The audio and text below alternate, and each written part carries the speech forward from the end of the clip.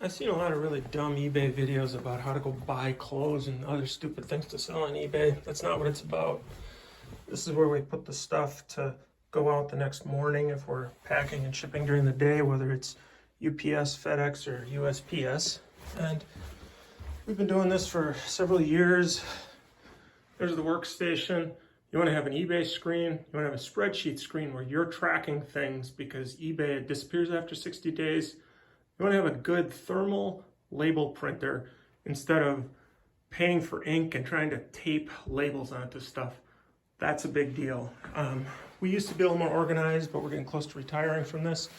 Have yourself a good shipping station. Decent scale that's accurate so you don't get overcharged. And make it one with a cord on it so that when you put bigger boxes on, you can still see what stuff weighs. The only other stuff you need at a shipping station is tape measure so you know how much box size, box cutter so you can trim boxes down. And if you do trim boxes down, you want a drywall spatula so you can square up the edges. Marker to get rid of old markings on boxes so it doesn't get shipped to wherever you're recycling it from. Decent tape gun. eBay gives away tape to large sellers.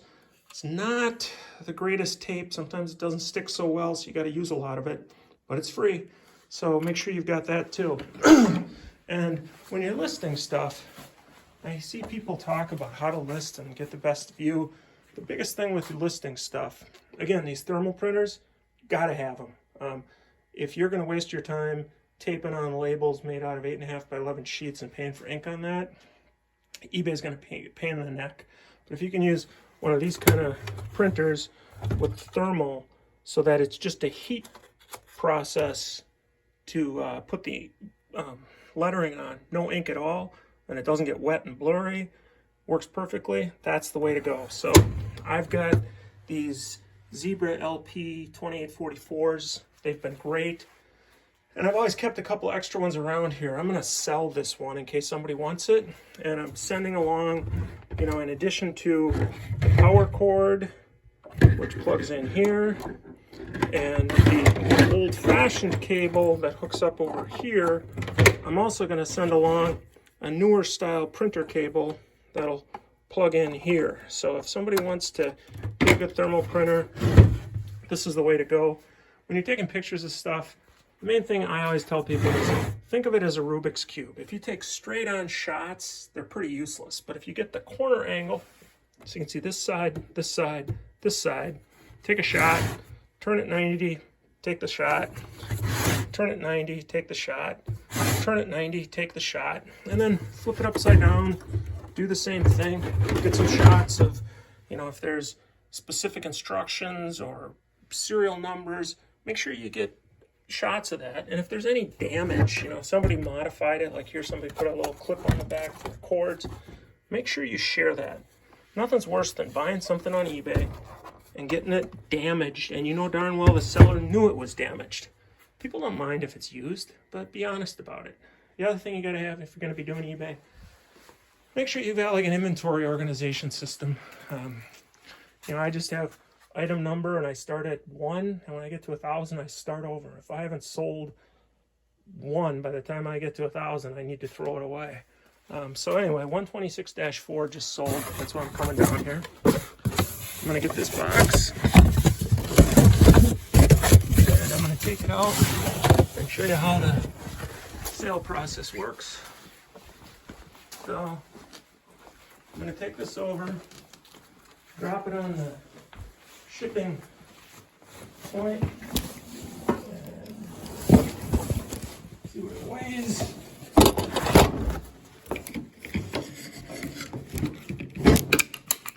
And according to this, I've got weight of 1914, and the box size is 23 by 23 by 5. I avoid sealing boxes before stuff sells because so often somebody buys 2 or somebody will contact you looking for a question. So let me go back up here. Paid, somebody bought this.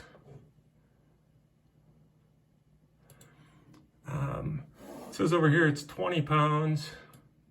I'm gonna go with that 19 15, 23, 23, 6. Hit enter. eBay calculates for you.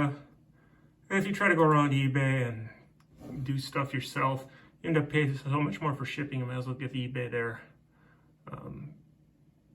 fees instead. So it looks like if I try to ship this UPS ground, it's going to be 16 bucks. And if I try to ship it FedEx, it's going to be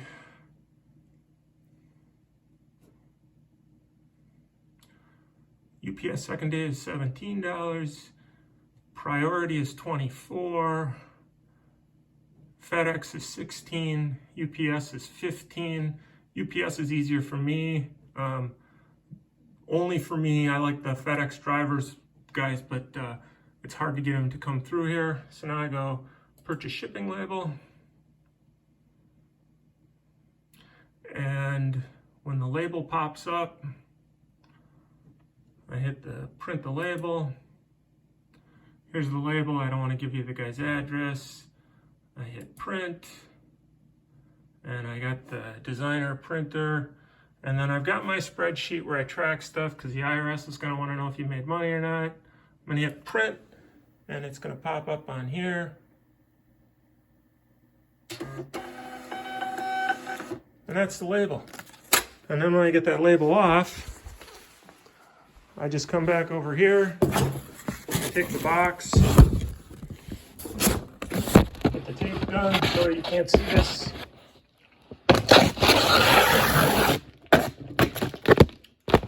Seal the box, and then take the label.